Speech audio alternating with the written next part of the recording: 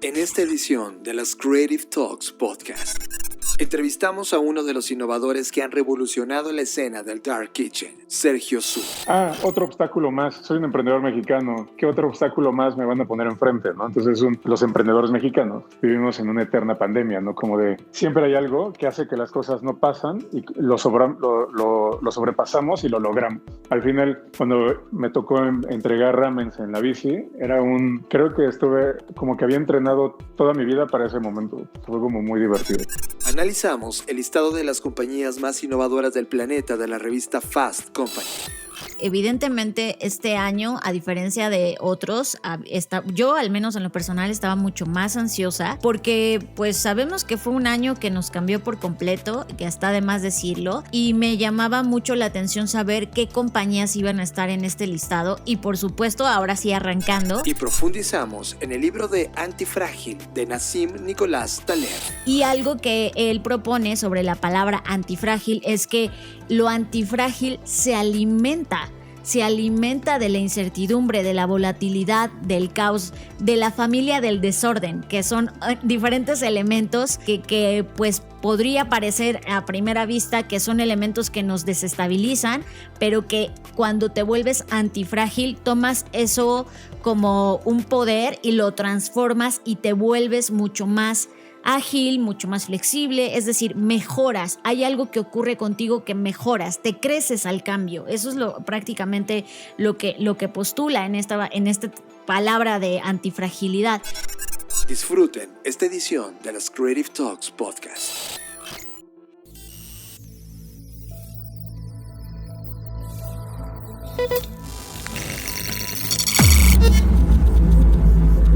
Black Creative Intelligence presenta.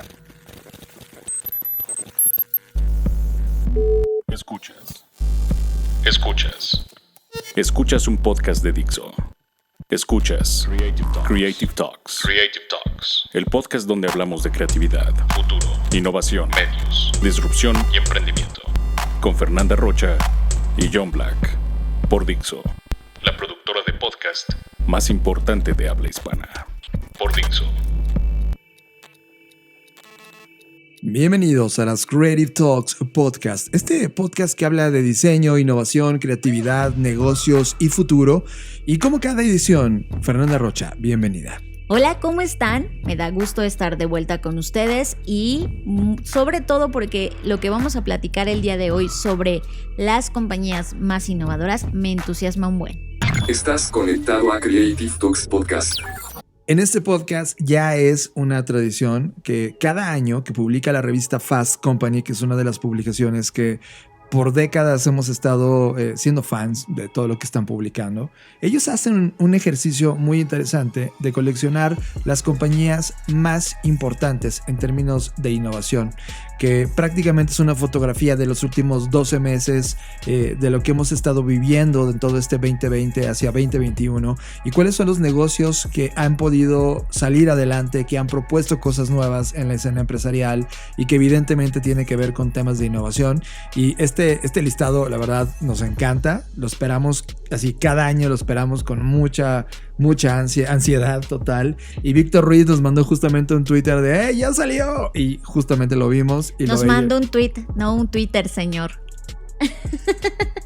Ya es de viejito. O sea, ¿sabes que ya envejeciste cuando dices me mandó un Twitter? Es impresionante cómo te híjole, tu mente te juega mal a veces. Y sí creo que estamos envejeciendo, Fernanda Rocha. No, yo solo digo te mando un tweet. Tú todos los días descumples, ¿no?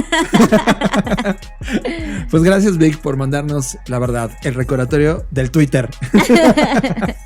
Y pues vamos a hacer un repaso de lo que ha ocurrido en este listado de World Most Innovative Companies de Fast Company. Fer, ¿comentamos el top 10? Mira, antes de comenzar a comentar el top 10, me gustaría pues agregar que evidentemente este año, a diferencia de otros, yo al menos en lo personal estaba mucho más ansiosa porque pues sabemos que fue un año que nos cambió por completo, que está de más decirlo, y me llamaba mucho la atención saber qué compañías iban a estar en este listado. Y por supuesto, ahora sí arrancando, pues vemos que en el número 1 y 2 está Moderna y Pfizer, ¿no? Que pues por supuesto que están ahí. De hecho, las dos las ponen en el primer lugar. O sea, las Sí. dos están puestas en el primero. No existe el lugar 2, ¿no? Exacto, Es no, hay, interesante. no hay lugar 2.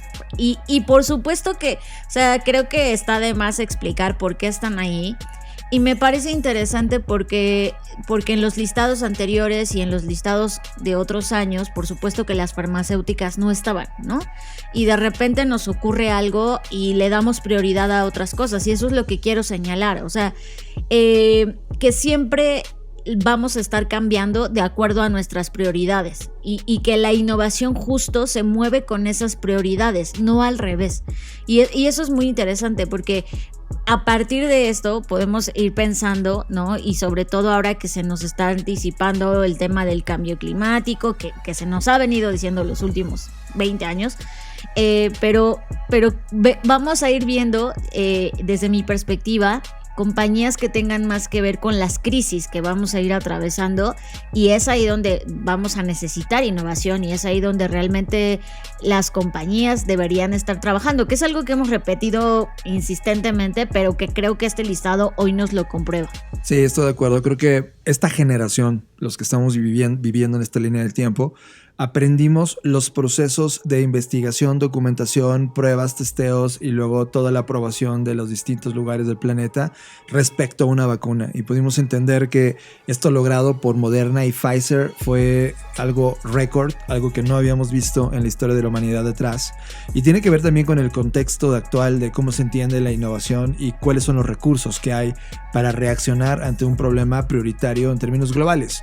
La foto del presente es que todavía no sabemos a 100% que Moderna y Pfizer sean 100% efectivos. Es decir, hoy nos levantamos en la mañana con una noticia de que Dinamarca iba a dejar de distribuir Pfizer por un tema de una detección de cosas secundarias que está produciendo. Entonces, creo que la foto es justamente el reflejo exacto, como dices, Fer, del estatus actual de la humanidad en términos de prioridad, pero también cómo funciona per se la innovación. Es como una vacuna que sale acelerada de un proceso hiperacelerado, que al final del día estamos en una versión y que esta versión todavía es susceptible a cambios y mejoras, y que eso no podemos como decir, Moderna, Pfizer nos quieren matar, sino que es el mismo proceso de innovación el que está aplicado ahora a este segmento.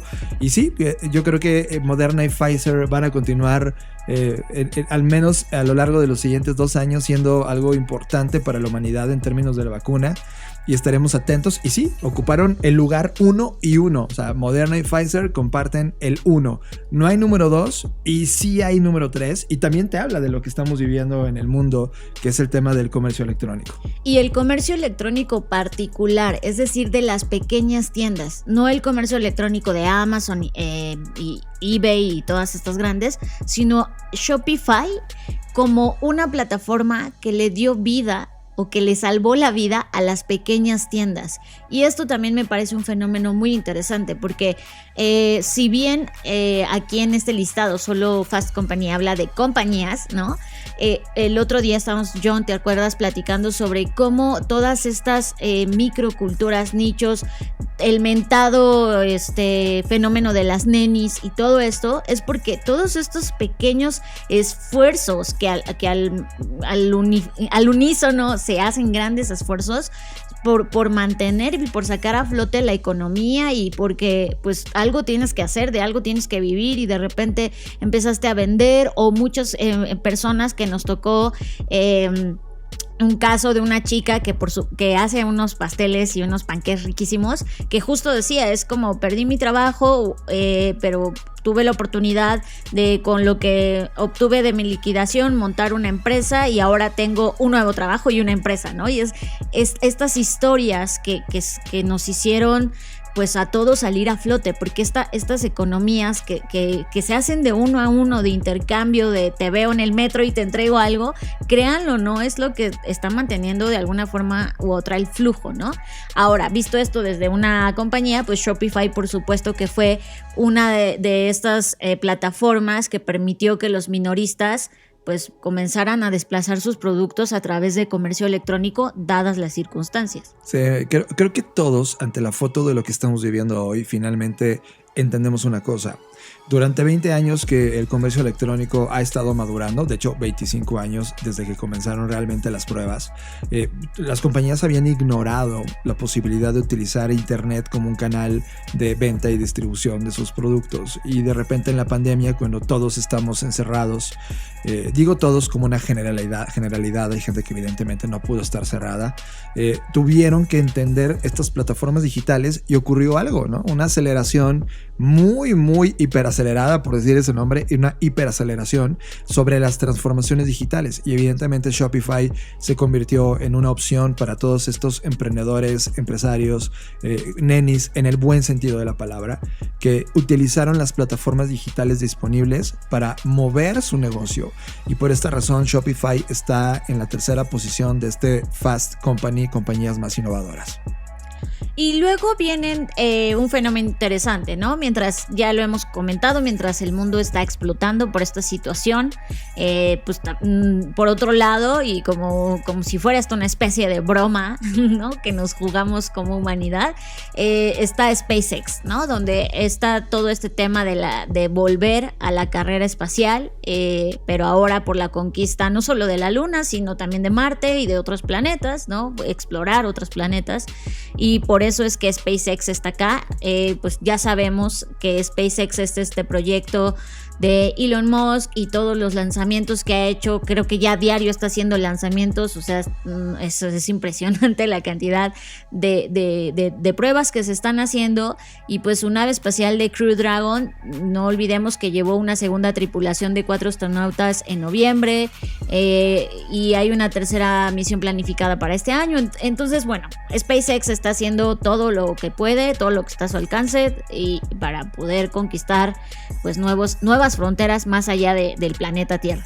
Creo que la exploración espacial ya pasó a una nueva fase de explotación espacial, y esto es parte de la dinámica de la innovación, Fer. Hay dos grandes momentos en las compañías. Uno se llama exploración, cuando justamente tienes que invertir en hipótesis, en diseño, en investigación, y luego cuando llegas a una gran hipótesis y funciona, esto pasa a la fase de explotación. Ahora SpaceX ha estado aprovechando toda la historia de exploración del espacio de los últimos 70 años y ahora llegando realmente a crear una economía espacial. Creo que es el inicio de una gran explosión en una nueva economía que está fuera del planeta y que va a traer nuevos recursos, nuevas hipótesis y nuevos problemas. Luego tenemos algo muy que me llamó totalmente la atención, es Spring Hill Company, y esta compañía es una empresa de marketing y entretenimiento de LeBron James y Maverick Carter. Interesantísimo, ¿no? Que por cierto, en la portada del Fast Company de este mes es justamente la portada, porque yo no lo veía venir. O sea, increíble lo que están haciendo, uniéndose para crear una compañía de contenido que le dé voz a creadores que no estaban teniendo oportunidad en el mainstream. Eso me gusta, es un tema de democratizar, ¿no? De crear, de la creación y la distribución de contenidos, que como bien dices, da voz a nuevos creadores, y eso me parece totalmente interesante, ¿no? No esperarías, o al menos yo no lo esperaba, que este par hiciera una plataforma de estas características, pero me da mucho gusto, y me da mucho gusto poder enterarme a través de este listado que existe esta nueva compañía. Sí, no estaba en nuestro radar, yo no lo tenía, y incluso producción original de ellos ha llegado a producción de Netflix, es decir, Netflix y las demás compañías ya empezaron a comprarle los contenidos. Hay una serie que se llama Netflix Self-Made que sale justamente de esta compañía, de estos contenidos, y creo que ahí viene, ¿no, Fer? Ahí viene una generación importante de productores independientes, generadores de contenido independientes que no estaban pudiendo entrar a la economía tradicional de los contenidos de televisión o cine, y que producto de los últimos años y de la apertura que han tenido los nuevos estudios a través de plataformas digitales bajo demanda, pues están logrando tener un espacio importantísimo. Y creo que esta compañía de LeBron James y Maverick, como tú dices, es súper disruptiva en términos de qué hace este par de deportistas, ¿no? Entrando a un negocio de contenidos, entendiéndolo y comenzando a reinarlo. Qué impresionante movimiento hicieron. y en verdad estoy sorprendido de verlos en la posición número 5 de este listado. Fue como The New Kid on the Block y ¡pum! Rockstar a la primera. Es increíble lo que está sucediendo. Ahora hay que ver a dónde lo van a madurar, qué tipo de contenidos y creadores van a empezar a colocar en ese ecosistema y cómo van a influir en el resto de los contenidos que se distribuyen por internet.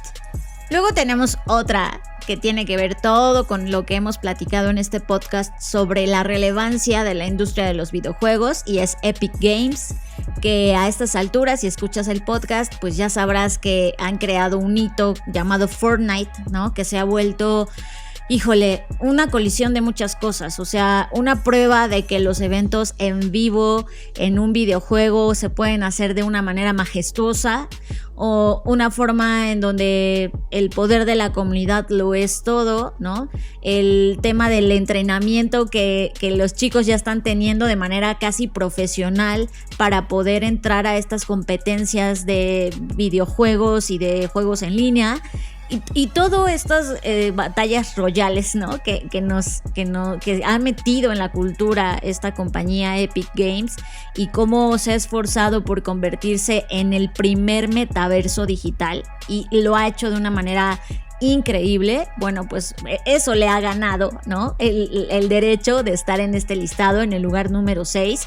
Yo esperaría, honestamente, que quizás estaría más arriba, pero entiendo las prioridades de la humanidad. O sea, me gusta el tema de la salud, el comercio electrónico democratizado, la exploración espacial, la democratización de contenidos, y los videojuegos me parece muy sensato. Lo hemos venido anunciando. Recuerdo exactamente, bueno, ya no exactamente, sino hace un año cuando hicimos el FBS, que abrimos un área específica de contenidos dentro del futuro del entretenimiento sobre los videojuegos, y explotó. Finalmente, toda esta maduración de más de 35 años de vida de los videojuegos hasta el día de hoy, finalmente termina en esta compañía, que creo, Fer, que dejó de ser solamente una plataforma de contenidos. O sea, los videojuegos dejaron de ser solo mero entretenimiento, y ahora son compañías con una altísima influencia cultural. O sea, yo no veo ningún niño que no tenga acceso al mundo de internet hacer un bailecito de Fortnite, ¿sabes? Ya culturalmente está ahí. Y esto equivale, no sé, cuando yo era niño y veíamos, no sé, la televisión, una caricatura, las tortugas ninja, ¿sabes? Había un ícono cultural, pero era un pedazo de contenido que tú tenías acceso momentáneo. Pero en este metaverso creo que nos trae las posibilidades justamente de lo que pueda ser una economía en red, de lo que va a ser en términos de entretenimiento, de la narrativa que cambia, inclusive hacia el mismo Hollywood, lo cual ahora mismo está replanteando cuál es su futuro al tener estas competencias, porque Fortnite solito es más grande que cualquier estudio de grabación de Hollywood, y eso es algo importante a señalar, provocado en esta nueva economía de la relevancia cultural. Y luego viene Netflix, y no viene Netflix porque es Netflix. Y eso me gusta de este listado. No es como, ay, pues sí, porque pues Netflix no.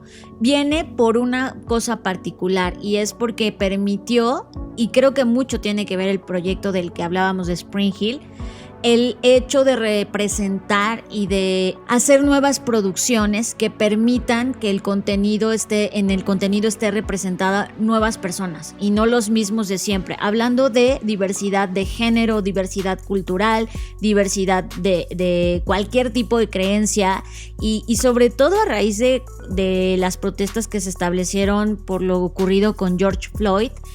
Ya estaba esto sirviendo para los espectadores, para una nueva perspectiva, ¿no? De la gente de color y de cualquier tipo de origen, ¿no? Y creo que esto es muy interesante. De hecho, Netflix publicó su reporte de inclusión, publicó su reporte de cómo están trabajando para aminorar el tema, pues, de la discriminación racial, etcétera. Entonces, creo que Netflix, más allá de lo que ya conocemos de Netflix, de los contenidos y de esta guerra que tiene de streaming, etcétera, creo que más allá de eso, ahora que ya está establecido el streaming y que ya está ahí y que pues se va a quedar, creo que ahora es una segunda conversación, un segundo nivel de, bueno, ¿a quiénes estamos representando en nuestros contenidos? ¿Cómo los estamos representando? ¿Cómo hacemos hacemos para que cada vez estas minorías estén mejor representadas. Creo que es un trabajo que están haciendo muy interesante y vamos a ver cómo se va moviendo, cómo se va diversificando,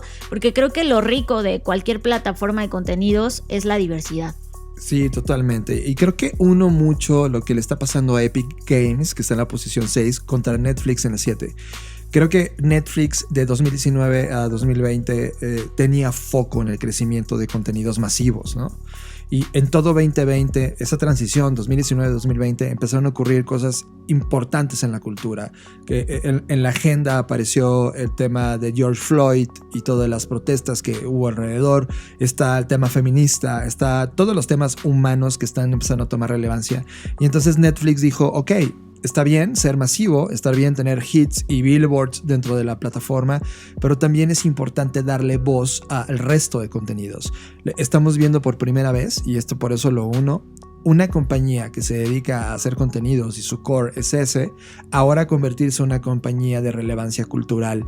Y eso también es contenido. Y eso es algo que está capitalizando Netflix desde una perspectiva muy honesta. Y creo que, Fer, tener las distintas perspectivas, los documentales, tener distintas voces que te dan como luz y perspectiva de todas las cosas que vivimos, de alguna manera te hacen ver la vida con muchísimo mayor riqueza. Inclusive, no sé, hace 2 semanas estábamos probando un contenido de mindfulness que te hacía meditar a través de una serie de Netflix. O sea, ya hay una diversidad amplia, y creo que esta idea de el long tail, esta larga cola de contenidos por todas las audiencias posibles, está empezando a reflejar este liderazgo de innovación y de cultura que Netflix representa hoy mismo. Y luego tenemos en la posición número 8 una empresa llamada Tock, y aquí mencionan que lo enlistan porque le permitió a los restaurantes y pequeños comercios golpeados por la situación pues darles una ventaja, ¿no? Que es un servicio de delivery, ¿no? Y además de reserva,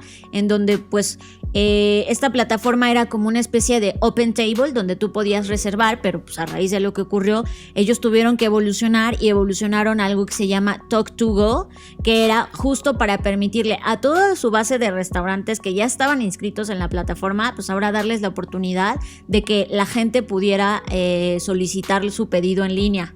Entonces ya les ofrecía a los restaurantes la recogida y la entrega de los productos, y pues eso la verdad es que sí alivianó muchísimo a estas empresas o estos restaurantes que ya estaban ahí porque no tenían la infraestructura, a lo mejor no tenían el conocimiento, etcétera, y de repente esta aplicación les da la oportunidad de decir, ok, ya no puedes hacer reservas, pues ahora vamos a nosotros como plataforma a evolucionar para permitirte hacer delivery, y creo que eso está increíble.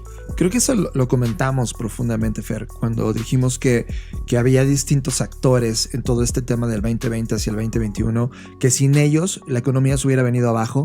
Uno de ellos eran los repartidores, ¿no? Todas estas plataformas que conectaban la entrega no solamente de comida, sino de todo tipo de objetos que comprabas en línea.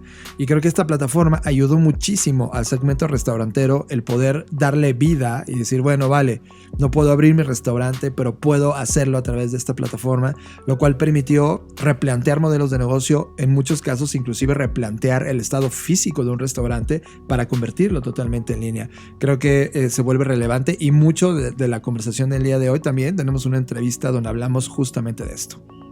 Y bueno, después viene Microsoft, y Microsoft viene en el listado porque pues le permitió a muchas empresas, a muchos lugares de trabajo poderse mover y atender el tema del trabajo remoto.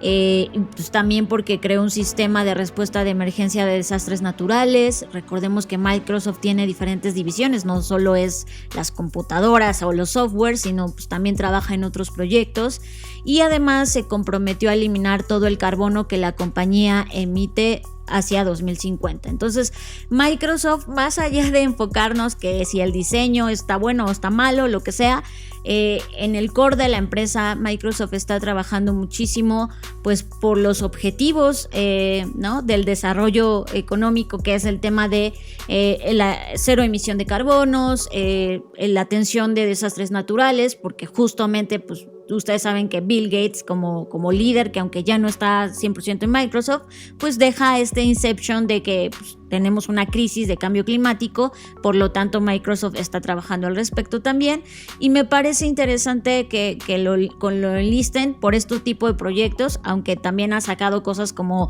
el holograma para que tengas una sesión mucho más presencial, etcétera. No le están dando el premio por eso, sino por todos los demás proyectos, y eso también me parece padre, que no es como de nueva cuenta, insisto, no es como, ay, pues porque es Microsoft ya le dan premios, ¿no? Sino por ciertos proyectos muy particulares que están lanzando y que están germinando para, en este caso, para miras a 2050. Es interesante, yo estoy sorprendido de ver a Microsoft acá, ¿no? Pero sí, es la suma de todo. Yo odio su Microsoft Live, o como se llame cuando te conectas. Microsoft Teams. Microsoft Teams no lo soporto, en verdad, es malo. Pero cuando ves la compañía lo que hizo en este 2020, lo entiendes.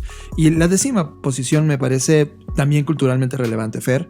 Creo que estamos atravesando un momento en donde las redes sociales, el mundo de internet, está atravesando todo un proceso de desinformación, fake news, contenidos falsos. Y ahora que viene toda esta suplantación de caras en videos, etcétera, va a hacer que la gente no sepa discernir cuándo un dato es real y cuándo no es real. Y esta compañía llamada Gráfica es una compañía que ha venido trabajando justamente en ir en contra de todos estos fenómenos de desinformación. Estuvo no solamente trabajando en evidenciar la influencia que estaban teniendo operaciones rusas para influenciar a cierto tipo de personas en las últimas elecciones de Estados Unidos, o la desinformación que hubo de la cobertura de COVID-19, etc. Creo que la humanidad, por primera vez, o sea, y si yo fuera un administrador de gobierno o un administrador de las noticias mismas, tendría un departamento de fake news, es decir, alguien que analizara toda la información falsa y que todo el tiempo estuviera validando que esa información es falsa, porque la gente afuera no logra discernir esa realidad de la mentira, y es muy interesante que ocurran este tipo de iniciativas. 10ª posición de este listado, y me parece que esto es una conversación que recién inicia sobre el tema de las fake news.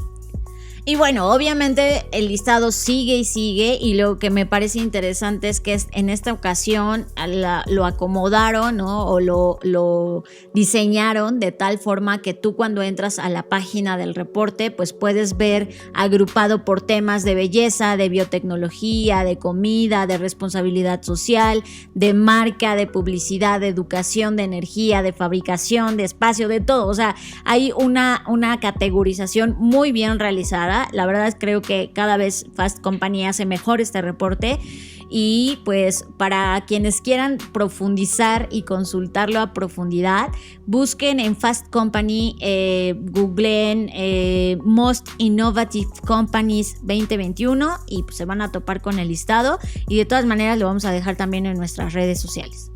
Estás procesando Creative Talks Podcast. Les queremos extender una invitación que nos compartió Graciela Guadarrama, que le agradecemos muchísimo, sobre una iniciativa que está haciendo Europa, la Unión Europea, sobre el futuro hacia 2050, y esto se llama Stories from 2050, y de lo que se trata es pues de imaginar futuros, de imaginar diferentes historias. Y esta semana la iniciativa se trata de lo siguiente, de que tú elijas un planeta. Ellos te ofrecen, o hay una oferta de 5 planetas, en donde tú tienes que imaginar que te han asignado una misión espacial de exploración, y que pues es 2050, tú vas en esta misión y te ofrecen 5 planetas a los cuales podrías explorar. Un planeta está hecho de tierra, otro planeta es de viento, otro planeta es de fuego, otro planeta es de vida y otro planeta es de agua. Y con base en estos planetas tú seleccionas, y a lo mejor dices, bueno, yo quiero pensar en un planeta de fuego. El planeta de fuego tiene ciertas características, que es el caos, la destrucción, la energía, el renacimiento. Y con base en esos elementos tú tienes que crear una historia, una pequeña historia de qué te encuentras tú como explorador al aterrizar, o más bien llegar a ese planeta, ¿vale? Imaginas que llegas, encuentras el planeta fuego, en este ejemplo que te estoy poniendo, y le tienes que enviar un mensaje a alguien y describirle lo que estás viendo en este planeta. Para ello, ellos crearon un template que tú puedes descargar, que básicamente es una presentación en la que puedes poner un dibujo, un video o lo que sea en el formato que tú quieras y mandarle un mensaje a esa persona, a quien tú quieras, describiéndole qué estás viendo en ese 2050, en ese planeta que acabas de encontrar. Me parece increíble lo que está haciendo esta iniciativa. Para más información puedes encontrarla en storiesfrom2050.com y digo el número en español porque es importante que lo escribamos bien. Entonces es storiesfrom2050 o 2050.com, ¿vale? Entonces, para participar, lo único que tienes que hacer es descargarte el template o crear el tuyo si quieres. De hecho, te invitan a que crees el tuyo y subirlo a las redes sociales con el hashtag Stories2050 o Stories2050. Libros. Este es el libro que nos robó la atención totalmente en la semana. Libros. Y hablando de todos estos temas de innovación y fenómenos y de cómo pues de alguna forma u otra nos tenemos que ir adaptando e ir surfeando todas las cosas que van ocurriendo en el camino, pues como ustedes saben, en Black Creative Intelligence hemos pues lanzado una serie de contenidos y parte de este contenido es algo que hemos llamado Book Shake. ¿Qué es esta sección o qué significa todo esto? Bueno, pues es un apartado que creamos en Black Creative Intelligence con la finalidad de reseñar libros, pero a profundidad. Es decir, no hacerlo como estas reseñas que encuentras en internet de ay, me gustó el libro por esto y no me gustó por esto y bla, ¿no? Y ya es todo. Sino una reseña que se enfoca en rescatar y extraer ¿cuáles son como los principales elementos tácticos y estratégicos del libro? En este caso, yo abrí esta sección con el libro de Antifrágil de Nassim Nicolás Taleb, que pues obviamente para quienes ya conozcan al autor, pues es un autor súper polémico, tiene como todos los autores o los buenos autores, tiene detractores y seguidores, pero más allá de eso no me enfoqué en él, sino en el mensaje que nos quiere dejar en este libro de Antifrágil, en donde expone que todo lo que hoy nos está ocurriendo y las cosas que hemos venido construyendo durante los últimos años están muy propensas a la fragilidad. ¿Esto qué quiere decir? Que pues al estar todos conectados en un solo sistema llamado internet, pues esto nos podría provocar grandes daños si es que esta gran máquina llega a fallar, ¿no? Y ha pasado en ocasiones donde en algún momento, en alguna zona hay un fenómeno de que se va el internet o perdemos la conexión y el mundo se quiere casi que volver loco, ¿no? De hecho lo vemos cuando WhatsApp se cae o Facebook, como todo se vuelve así como de ¿qué está pasando? ¿No? Imagínense ahora si tuviéramos un gran apagón de internet, pues bueno, ¿qué pasaría? Y qué tan vulnerables estamos y qué tan frágiles nos volvemos al no crear sistemas que nos permitan algo que él llama redundancia, ¿no? Es exceso de abundancia, que nos permitan duplicarnos, que nos permitan expandirnos, y obviamente tiene un enfoque pues sí personal, pero mucho más empresarial, en donde nos invita a convertirnos en empresas y en personas antifrágiles. Y algo que me llama la atención de todo lo que leí, por supuesto, y que comparto en la reseña, es que hay muchas palabras que actualmente pues no existen, y eso no te das cuenta de que una palabra no existe hasta que existe, ¿no? Y lo hemos hablado, por ejemplo, con el tema de la creatividad. Antes de 1983 no había tal palabra. Quizás los griegos y otras civilizaciones habían intentado nombrarla hablando de mimética, mimesis, etcétera, pero no había realmente una palabra que describiera el acto de crear, ¿no? Es que porque ya hemos hablado acá, eso estaba censurado, estaba solo adjudicado a los dioses y a los creadores, pues como que viéndole desde un punto de vista de deidades. Pero después, ya a partir de 1984, que se incluye en el diccionario, pues ya comenzamos a nombrar a la creatividad. Y pues justo eso es lo que Nassim dice, es como no existe un antónimo o una palabra que pueda describir lo contrario a fragilidad. Y entonces yo dije, claro, podemos pensar en resiliencia, en fortaleza, en inquebrantable, etcétera. Pero en realidad todas esas palabras no significan que no seas frágil, significa que te pasa algo y como que lo aguantas, lo soportas, pero no pasa nada contigo, solo lo soportas y ya lo que sigue, next, ¿no? Y algo que él propone sobre la palabra antifrágil es que lo antifrágil se alimenta de la incertidumbre, de la volatilidad, del caos, de la familia del desorden, que son diferentes elementos que pues podría parecer a primera vista que son elementos que nos desestabilizan, pero que cuando te vuelves antifrágil tomas eso como un poder y lo transformas y te vuelves mucho más ágil, mucho más flexible, es decir, mejoras, hay algo que ocurre contigo que mejoras, te creces al cambio. Eso es prácticamente lo que postula en esta palabra de antifragilidad. Y eso me pareció totalmente increíble, o sea, creo que sí es una palabra que puede describir cómo tomar todo lo que pareciera malo, todo lo que nos han enseñado que no es parte del orden natural de las cosas, pero que al final del día sí lo es, como el caos, la incertidumbre, y que hemos aprendido en la escuela, en la familia, en la sociedad, que la incertidumbre es mala, la volatilidad es mala, entonces que todo mundo tenemos que intentar tener todo bajo control y en orden, y de repente llega y nos dice en este libro, oigan, no, o sea, no podemos luchar contra eso, la familia del desorden, que son diferentes elementos, existe, no podemos eliminarlos de nuestras ecuaciones y pensar que siempre va a haber tranquilidad, equilibrio y control. Al contrario, tenemos que comenzar a desarrollar habilidades que nos permitan esta antifragilidad. Entonces, pues a lo largo del libro él va dando ciertos consejos, si lo queremos ver así, o tácticas que a él le han funcionado, sobre cómo podernos volver antifrágiles y la comparación que hace con un sistema frágil contra un sistema robusto y un sistema antifrágil.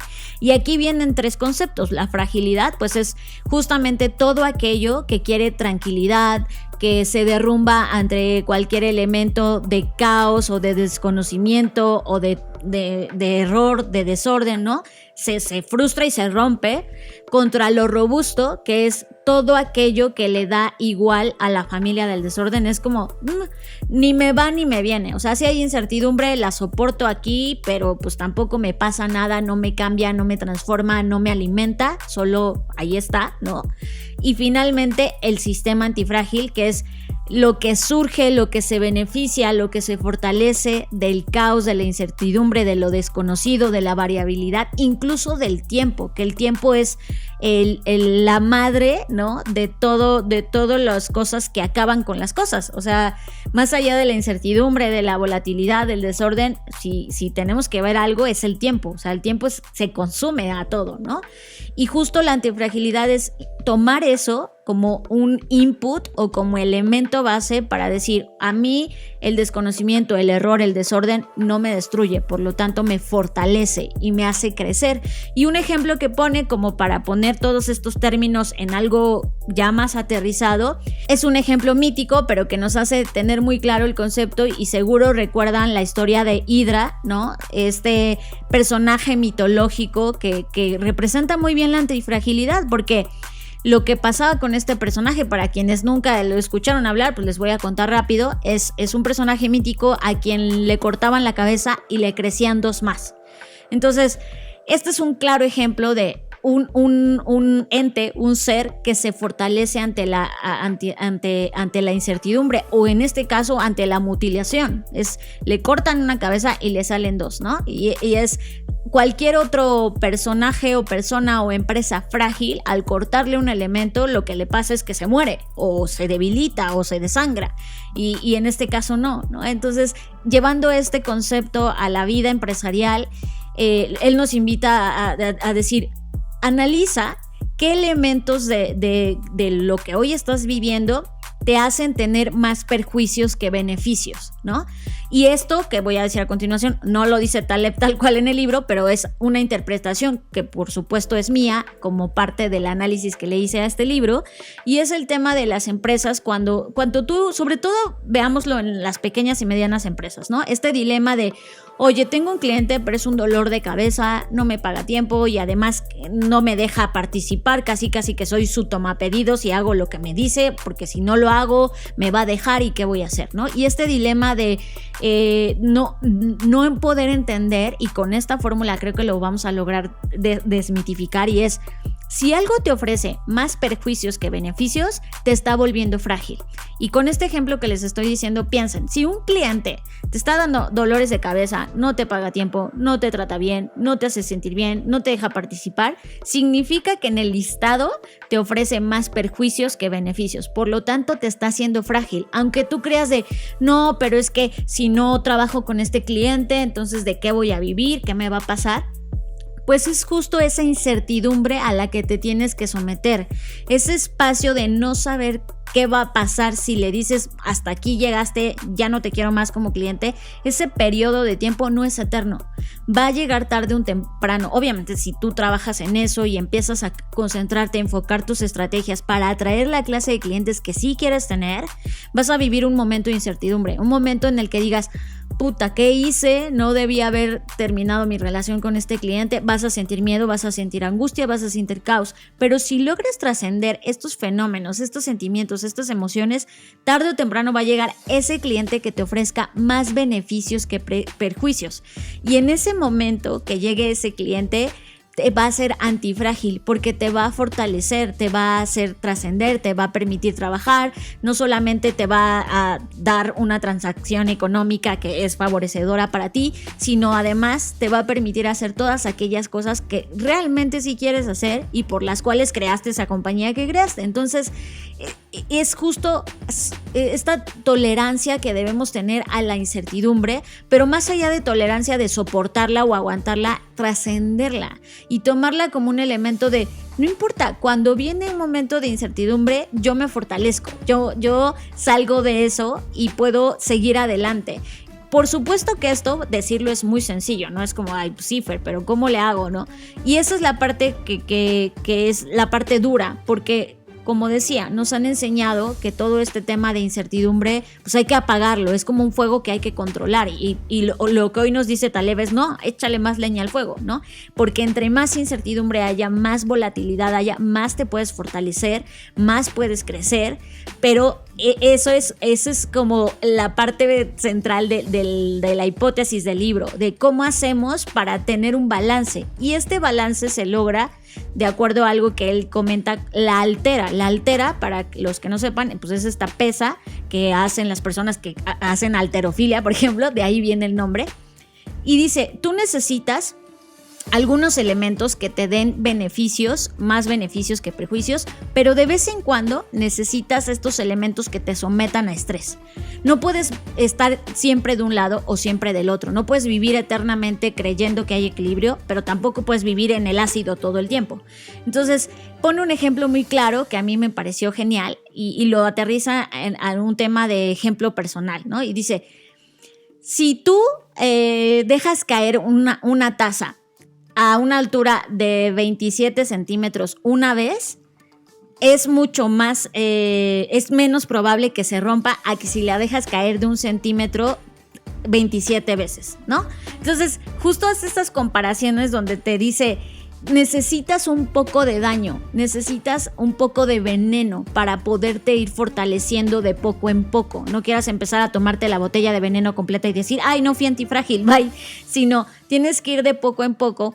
Y algo que él hace, por ejemplo, a modo personal en la parte de salud, él dice: mira, yo no voy todos los días al gym, ¿no? Porque está comprobado que si tú acostumbras a tu cuerpo a hacer algo constantemente, llega un momento que tu cuerpo te acostumbra y ya no hace nada, ya no quema grasa, ni tampoco engordas, te quedas ahí como flat, pero ya no pasa nada con tu cuerpo. Por el contrario, cuando lo que él hace es va al gimnasio y carga tanto peso como pueda cargar, o sea, tampoco al punto de lastimarse ni romperse nada, simplemente carga todo el peso que pueda cargar. Y los demás días da caminatas que no requieren tanto esfuerzo. Caminatas así, caminar normal. Entonces él dice: tengo mi dosis de veneno, que es cargo el peso que más puedo y le hago cierto daño a mi cuerpo, daño que puede tolerar, y después sigo mi caminata normal.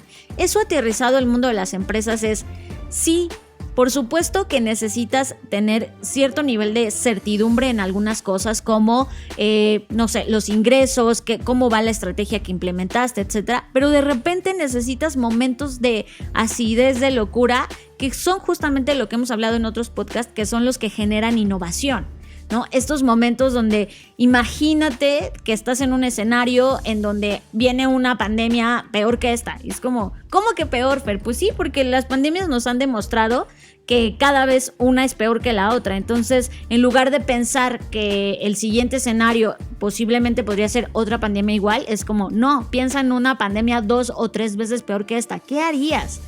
Hazte preguntas que te lleven a estos escenarios incómodos o de incertidumbre y volatilidad. Y entonces en esa combinación que tienes de administrar el presente, de resolver lo que hoy está pasando con estos dosis de veneno, que así les llama, sobre, pues métele algo de acidez a esta ecuación y no te permitas estar cómodo durante mucho tiempo, porque eso te vuelve frágil. Y es un vaivén de muchas cosas, ¿no? Y creo que también otro ejemplo que podemos tener de cómo algo pequeño también va perforando, haciendo daño, pues es esta parte, seguramente lo han visto, que en algún momento, como parte de los instrumentos de tortura, había un dispositivo en donde sentaban al que iban a torturar y le dejaban caer una gota de agua hasta que le perforaba el cerebro, ¿no? Y eso él lo compara con, hay daños que son chiquitos y no los vemos, decimos, ay, esto no me va a afectar, pero va pasando el tiempo y ese daño es tan consistente que va perforando y de repente ya es un hoyo o ya es un gran problema. Por eso él invita a que tengamos este balance entre, pues sí hay cosas que necesitas cierta incertidumbre, pero métele incertidumbre, métele caos, métele esta ecuación que te permita ser antifrágil.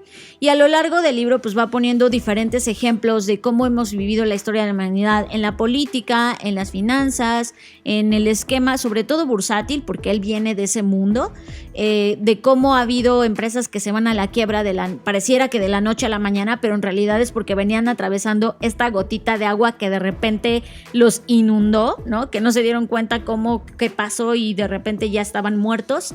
Y entonces es justo lo que él dice, o sea, de hecho hace un ejemplo, que es el último del que voy a hablar. Él hace una analogía con el tema de un pavo, ¿no? Y la historia del pavo va así. Un carnicero alimenta durante 1000 días a un pavo. Cada día confirma a su plantilla de analistas, o sea, el pavo, que a los carniceros les encantan los pavos, con una confianza estadística creciente, ¿no? Entonces la historia es como, hay un carnicero, hay un pavo, lo llevan alimentando 1000 días y entonces con base en ese análisis el pavo dice, pues, oigan, a los carniceros les gustan mucho los pavos, ¿no? El carnicero va a seguir alimentando al pavo hasta unos días antes de Acción de Gracias. Entonces llega el día en que ser un pavo no es muy buena idea. O sea, tras verse sorprendido por el carnicero, el pavo se deberá replantear sus creencias justo cuando su confianza en la afirmación de que al carnicero le encantan los pavos es máxima y su vida de pavo, que rebosa tranquilidad, parece totalmente previsible. ¿Y esto a qué se refiere? Y esto creo que nos pasa y le pasa a muchas compañías, y lo digo por experiencia de haber trabajado con varias de ellas, y es, te dejas llevar por las estadísticas, por la media, por la tendencia, y la tendencia dice que, pues a los carniceros les encantan los pavos, ¿no? Y es como, me está tratando bien y aquí estoy increíble, me alimentan increíble, pero de repente ese comportamiento cambia porque es Día de Acción de Gracias y ¿qué crees? Que te van a sacrificar porque eres un pavo. Entonces el pavo en este caso, por dejarse llevar por la media de decir, bueno, la tendencia es que a los carniceros les gustan los pavos y todo va muy bien, de repente hay un elemento fortuito que rompe con esa tendencia y que no analizaste, no contemplaste que los carniceros matan pavos y de repente el pavo se muere, ¿no? Entonces él advierte justo esto. Que no seamos pavos, que no nos dejamos llevar por la tendencia solo por pensar que algo no ha pasado, no puede ocurrir, no por pensar que los últimos 1000 días me la he pasado increíble, no significa que hoy no pueda ocurrir un evento fortuito o un fenómeno que me destruya o que tenga la alta probabilidad de ser destruido por ese fenómeno. Entonces, eso creo que también es algo que pasa, porque, y lo vemos en las empresas con los pronósticos o con los presupuestos. Siempre se presupuesta de, bueno, 2022 vamos a vender X cantidad del 2021 más 10% o más 15% o lo que sea, el porcentaje que sea. Y cuando le preguntas a las personas, oye, pero ¿cómo tomas estas decisiones? Pues porque los últimos 3 años es lo que hemos vendido y pues obviamente lo único que pensamos es que esto va a ir hacia la alza, ¿no? Hacia crecer. Pero de repente, imagínense, es 2019, tú hiciste tu presupuesto muy bonito para 2020 pensando que ibas a vender lo del 2019 más un 10% más y te confías en esas estadísticas de hace 10 años que la empresa ha seguido casi que al pie de la letra y de repente llega un fenómeno llamado pandemia que por supuesto te rompe este presupuesto y todos tus planes que hiciste y fuiste el pavo, te dejaste llevar por lo que había pasado en los últimos años, pero no contemplaste los elementos fortuitos o los contextos fortuitos que podrían ocurrir. Y todos estos elementos pues tienen que ver con lo que les decía al inicio de la familia del desorden, que ahora los voy a mencionar ya solo para cerrar. ¿Cuál es la familia del desorden y cómo podemos comenzar a cuestionarnos y preguntar si somos frágiles o antifrágiles? Pues basta con respondernos esto, es ¿cómo funcionas o qué reacción tienes o qué es lo que te pasa ante estos elementos? Lo desconocido, la variabilidad, el conocimiento incompleto, el azar, el caos, la volatilidad, el desorden, el error, el desconocimiento, la dispersión de resultados, la entropía, el tiempo y la incertidumbre. Pregúntate qué te pasa. Por ejemplo, ¿qué me pasa con la incertidumbre? ¿Qué reacción tienes? ¿Qué reacción tiene tu compañía? Con base en la respuesta vas a saber de inmediato si estás yéndote más hacia la fragilidad o a la antifragilidad. Y si te estás yendo más hacia la fragilidad, pues es momento de que comiences a reconsiderar cómo balancear esta ecuación, cómo agregarle y ver la incertidumbre como parte de un input y no verla como algo de lo que hay que huir y que hay que extinguir como si fuera un fuego, sino abrazarlo, domesticarlo y poderlo usar a tu favor. Y esa es la gran enseñanza que tiene este libro. El mundo que vives fue diseñado hace 20 años por personas que se dieron cuenta de una de las habilidades más importantes del ser humano: la capacidad de crear y diseñar el futuro. ¿Y qué tal si ese poder lo pudieras aprender y aplicar en tu vida? Te presentamos My Future Self, el taller de futuros individuales de Black School. Un taller para diseñar tu futuro a través de un proceso de prospectiva que te permitirá conocer y estar preparado para diferentes escenarios. Un taller que te permitirá desarrollar un plan para tu futuro preferible. Un espacio de 12 horas que cambiará tu vida para siempre. My Future Self, el taller de futuros individuales de Black School. Impartido por Fernanda Rocha. Aplicaciones abiertas ahora mismo en la dirección blackschool.rocks. My Future Self, una experiencia educativa de Black School. ¿Qué pasaría si? What if? Y en esta ocasión entrevistamos a uno de los innovadores que han revolucionado la escena del Dark Kitchen. Los dejamos con Sergio Su. Sergio Su, te hicieron en Perú, pero naciste en México. ¿Cómo has logrado hacer esta síntesis de culturas, de lugares, de historia de tu familia y comenzar a emprender en un país llamado México?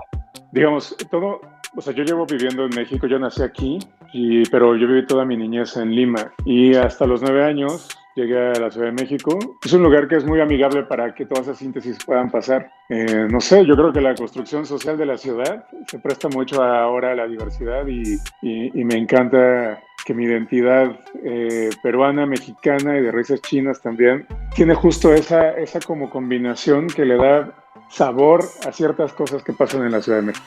Y justamente en ese sabor, venías de pasar un emprendimiento enorme, Apolorama, que nace justamente de una síntesis de varias culturas y de música, y que finalmente terminó agarrando el nombre de un cine muy famoso al norte de la ciudad, junto con un escatorama, y justamente te llevó a Apolorama a crear toda una comunidad de personas que conectaban con ciertas temáticas. ¿Cómo lograste crear esta comunidad de personas y qué te enseñó este proyecto que sigue vivo y que ha ido mutando a lo largo del tiempo? Genial. Pues yo creo que las comunidades se fueron construyendo con justo con la comunicación. Afortunadamente aparecieron las redes sociales. Cuando inició Polorama todavía Facebook era muy, muy pequeño a nivel escala en México. Éramos muy poquitos los que de pronto teníamos Facebook. Todo el mundo estaba metido en otras redes como Hi5, MySpace. Cuando empezamos con Facebook fue como muy amigable todo, mucho más amigable incluso que las otras. Entonces, de pronto todo ese mecanismo hizo que a través de no hablar en monólogos, ¿sabes? Como de pronto poner temas de conversación en la mesa y la gente los compartía, puntos de vista, memes, sobre todo muchos memes. Todo eso empezó ahí a cobrar vida y la gente empezó a como apropiárselo. Entonces a Polorama después de mucho tiempo que intentamos ponerle como una identidad o hacer como una especie de marca, yo creo que Polorama es como el reflejo de la buena onda de la Ciudad de México. El tema del ramen yo creo que es un punto de más de moda, porque yo no estoy tan seguro que la gente que es demasiada coincidencia que la gente que todo ese tiempo conectó con nosotros en la Polorama haya tenido esta como súper conexión con el ramen, ¿sabes? Como de naturaleza. Entonces yo creo que el ramen aparece como un gran personaje en la historia que de pronto empezó a cobrar importancia y nosotros lo supimos como ahí cachar en algún momento con una fiesta secreta de ramen que empezamos a hacer hace casi 2 años. 2 años y medio, casi 3. Y justo Apolorama fue parte importante con el proceso de los demás emprendimientos como Gori Gori, pero yo creo que lo más importante de Apolorama fue como este diálogo, no necesariamente como tendencioso, sino la magia de poder compartir puntos de vista sin tener esta pretensión detrás de una tendencia que teníamos que imponer.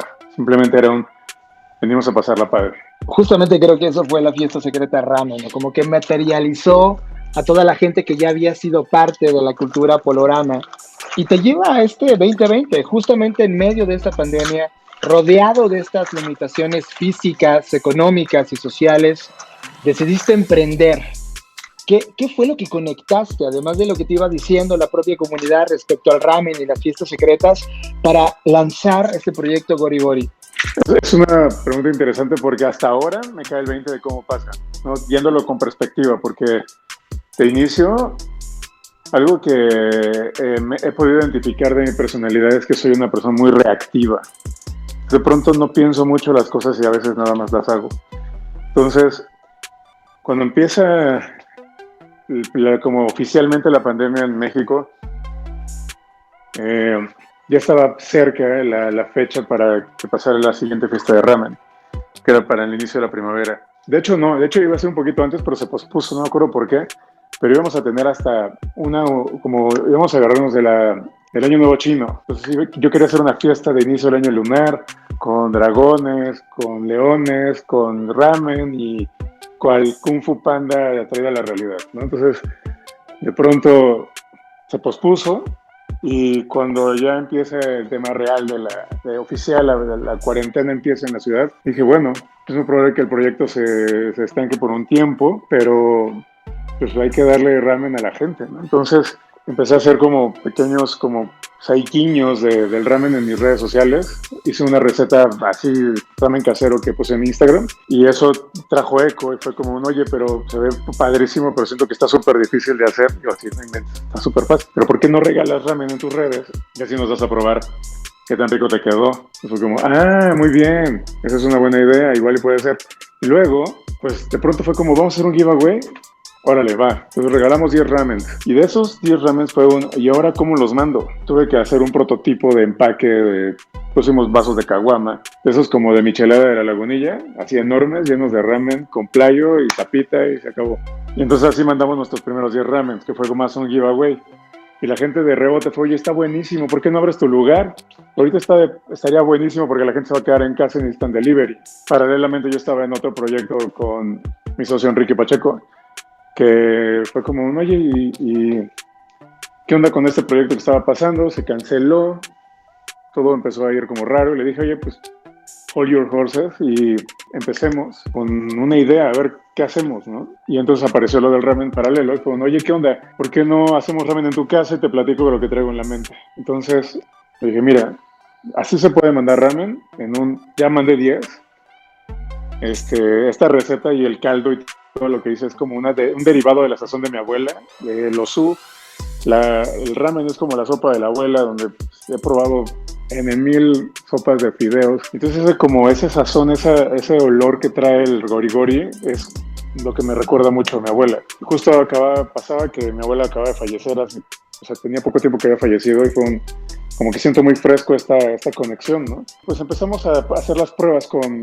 Patch ahí en su casa y le hicimos lo mismo, mandamos ramen a sus amigos, hicimos ahí varias pruebas y de pronto, pum, ya teníamos ahí un mínimo viable, ¿no?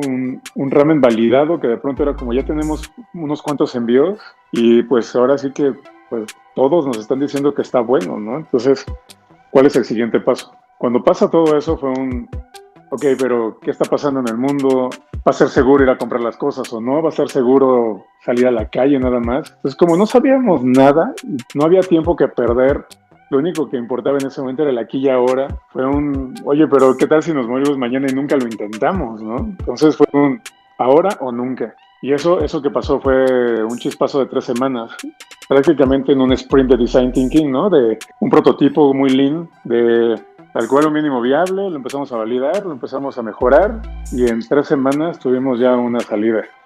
Entonces, dentro de ese proceso aprendimos muchísimo. Fue como desarrollo de producto, conceptualización, branding, comunicación, concepto. Todo fue la unión de las dos experiencias, tanto la de Enrique como la mía.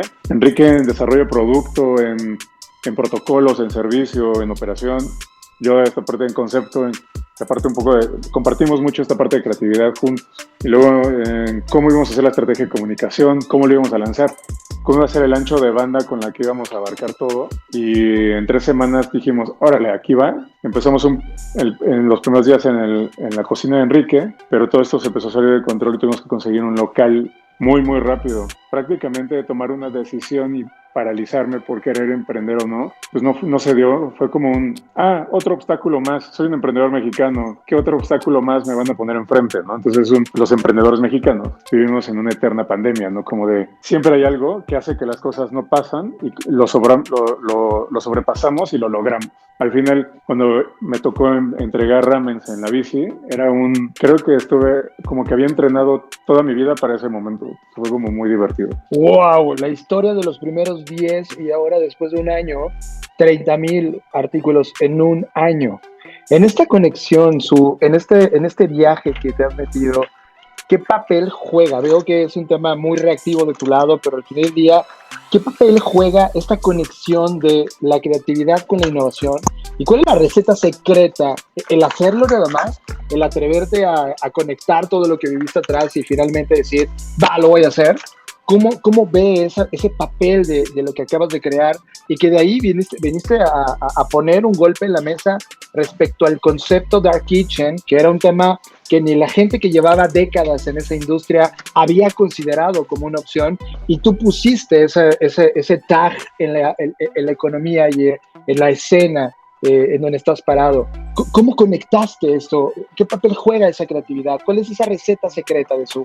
La creatividad, yo creo que está como el término como tal, así como esa parte de creatividad para mí, puedo mejor pecar de soberbio, pero es un punto donde de este lado lo vivo como una herramienta que te ayuda a solucionar problemas. Creo que la forma en la que puedes conectar las piezas de rompecabezas para que se arme, la velocidad con lo que lo haces y la capacidad de hacerlo tangible, eso puede ser una receta, no sé si tan secreta, pero yo creo que el problema que tenemos los creativos, por así llamarlo, o la gente que trabaja en la industria creativa o en la industria cultural o en la industria de los intangibles, es justamente eso, los intangibles. ¿Cómo hacemos tangible y visible un producto o una idea? La forma, el papel que tuvo la experiencia dentro de la experiencia dentro de la industria de la creatividad fue la forma en la que pudimos volver tangible un producto lo más rápido posible.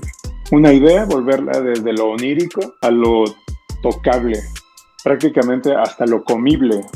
Un año antes, en el 2019, me tocó ir a una competencia de bartenders en Ámsterdam. La forma en la que ellos contaban la historia con la que hacían cada trago y después lo probaban y te lo daban a probar, es justo ese proceso de cómo la historia es donde nace la idea. Me quedó muy grabado ese proceso, ¿no? Como desde que te cuentan una idea, lo preparan y en ese momento está listo para beberse o comerse. Entonces me voló la mente, dije, wow, cómo me encantaría que la gente probara mis ideas. Que no somos un ramen tradicional con Gorigori. Gorigori es una receta que no sigue los patrones del ramen tradicional. Sí está inspirado en una receta base, pero no es como ese ramen que esperas ir a un restaurante japonés. Toda la receta se diseñó para que fuera portable, fuera express, que tuviera mucho tiempo de vida, que pudiera viajar una distancia considerable para la entrega y que no llegara frío, y sobre todo que pudiera vivir en un territorio o en un mundo de diversión. Al final, lo que vendemos es ramen. Lo que nos gusta más es venderle a la gente la idea que pueden comer algo que no habían probado antes. Fue muy paralelo entender que la gente ya estaba harta de la experiencia del envío a domicilio tan fría, ¿no? Y sobre todo del no tener un contacto con la idea o con la marca, sino con simplemente es un commodity de comida. Entonces era como, ¿y ahora qué hago para que los comensales se metan a mi experiencia? Fue por ahí. Creo que más que yo lo haya hecho o los que emprendimos en esa época lo hayamos hecho, creo que más bien fue la sensibilidad del momento de entender que los errores cada vez se hacían mucho más visibles y la gente estaba comprando mucho aire fuera del valor real de la comida. Y ahora mismo, Su, estás en un punto en donde estás administrando el futuro de Gorigori, pero también estás tomando una postura para compartir este conocimiento con otros emprendedores. Y has creado un proyecto llamado Cookpreneurs, que está empezando también a sentar bases y mirar el coworking ahora como un co-cooking. Platícanos qué está sucediendo en esta fase de compartir conocimiento. O sea, eso fue mi 2020. Mi 2020 fue reconectar conmigo. Y esto que surge de Cookpreneurs fue pues, un ejercicio de generosidad. Fue como entender esto que habíamos logrado nosotros. Habían mantenido a 15 empleados, que es nuestra nómina de Gorigori. Cuando otras empresas estaban perdiendo empleados o tenían que recortar su nómina, nosotros estábamos creciendo, aunque sea uno cada mes. Esa cadena de valor que se hizo con nuestro equipo inicial, con nuestros clientes, con nuestros proveedores, con los aliados, es muy replicable, ¿no? Entonces, si eso se transfiriera a 2 personas más o a 3 personas más, pues esas 3 personas impactadas con este conocimiento, pues ya eran como 40 personas más. La buena es que te puedo enseñar a hacer tu propio Gorigori, que no necesariamente tiene que ser un ramen, puede ser paletas, tacos, pambazos, pizzas, sushi, lo que quieras. Siempre y cuando se alinee a tu propósito y de ahí salga de la esencia de quién eres para que realmente trabajes y emprendas un negocio que te haga feliz y no sea como simplemente una máquina para hacer dinero, porque si no tampoco funciona. Se nos acercaron 3 personas aparte. Estos 3 casos de éxito han sido como bien padres de cómo están empezando a aportar valor ahora en sus nuevas cadenas y cómo rediseñaron sus negocios para justo no morir en la cuarentena, y lo están haciendo increíble.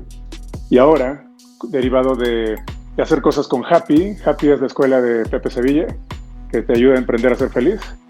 Justo es, ¿para qué perder tanto tiempo haciendo algo que no te gusta cuando puedes hacer tu propio negocio de las cosas que más te gustan hacer, resolviéndole la vida al mundo?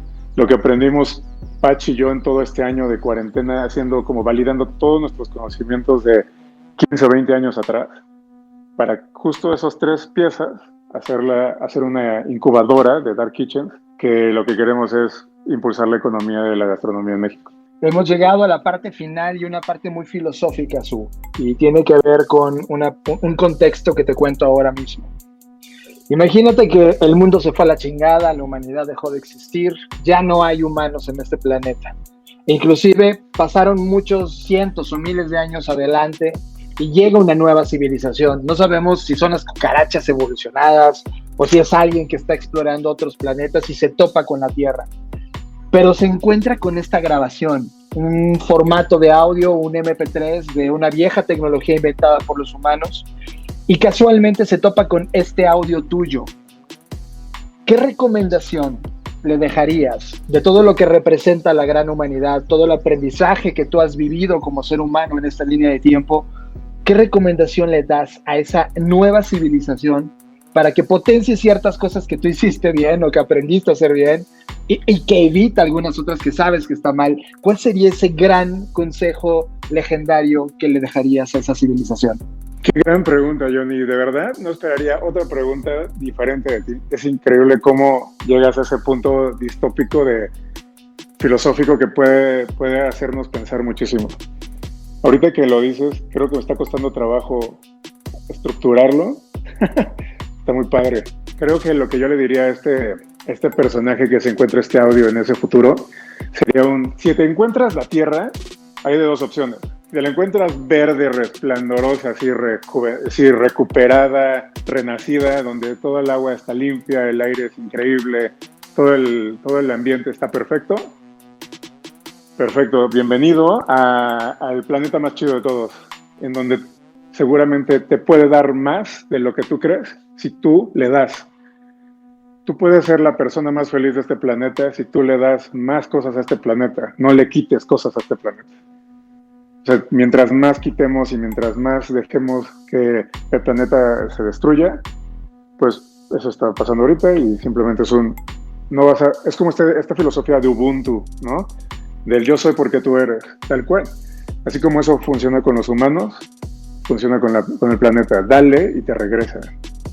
Pero si te la encuentras árida y si te la encuentras así totalmente vacía, seca, es como, y te encuentras este audio aparte, al siguiente planeta que vayas y te lo encuentres increíble, recuerda en la Tierra y recuerda cómo los humanos la cagamos, porque es como y utiliza la humanidad como ese tag, como ese apodo para una persona que lo tuvo todo y no supo nada, no supo cómo ser más feliz con lo que tuvo. Muchas gracias a todos por llegar hasta aquí en la Creative Talk.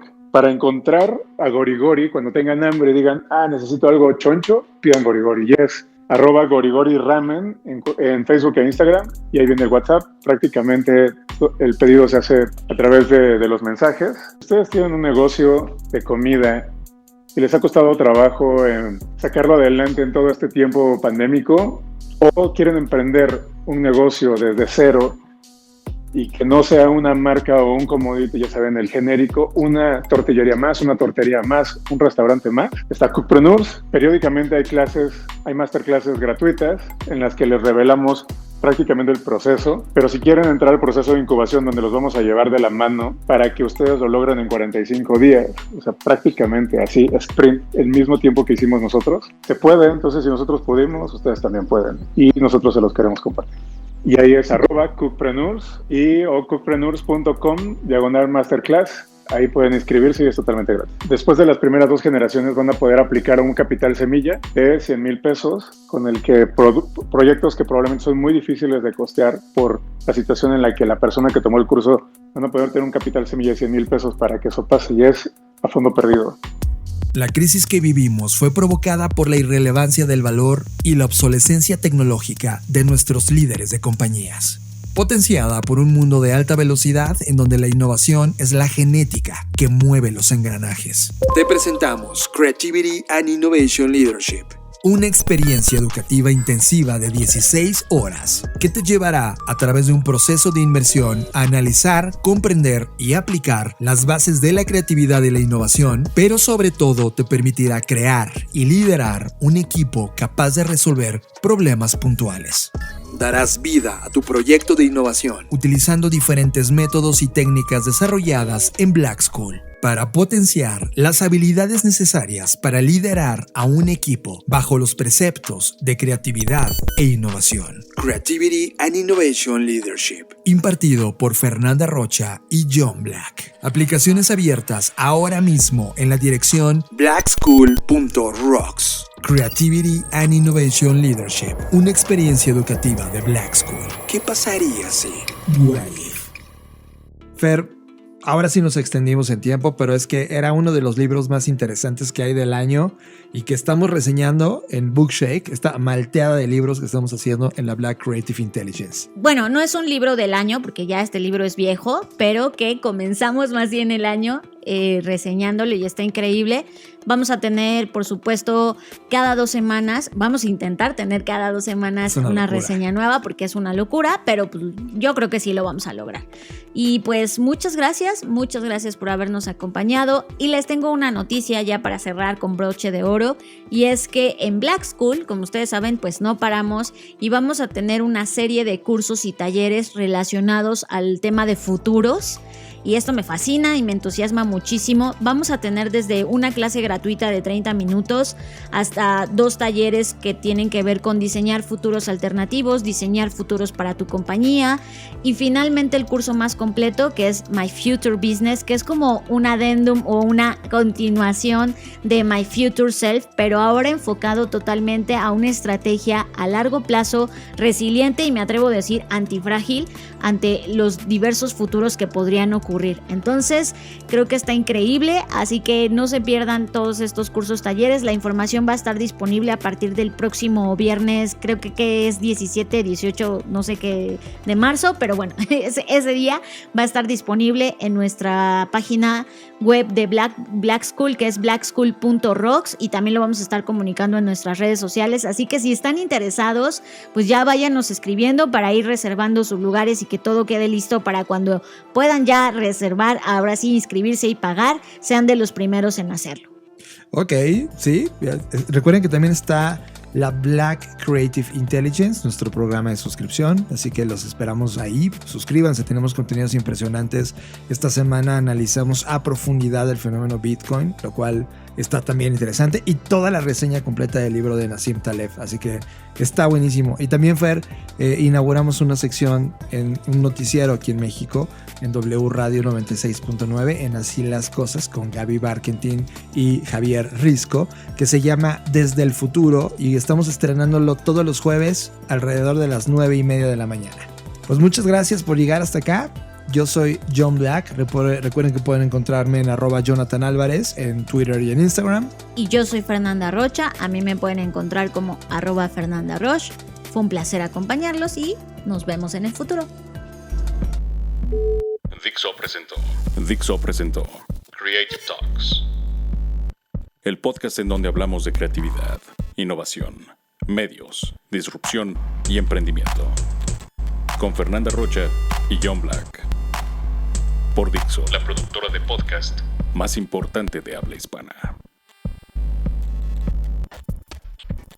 Nos escuchamos en el